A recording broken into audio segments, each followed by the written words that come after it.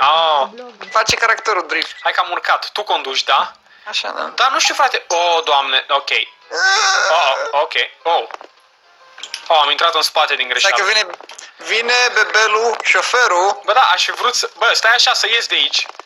Stai ca să închidem portierele. Bă, nu închide portierele, lasă-mă să ies, că vreau să văd de afară cum se duce. Cât de rapid, că data trecută eram în mașină și n-am înțeles nimic. Băi, Hai, stai. ieși. Păi nu știu cum. Nu știu nici eu. Oh, Doamne sfinte, cred că e o capcană aici așa. Ia uite, a scris pe chat-ul. Păi încerc orice metodă de a scăpa de aici așa. Ia mă, până la cât merge? Până la 140? Da. 140 full în față. Frâna de mână. În față. Dă-i. Trebuie să calci pedala. Ești pregătit? Mă uit. Oga! Zor. Bă, când mă uit în sus, ține gura deschisă. Stile.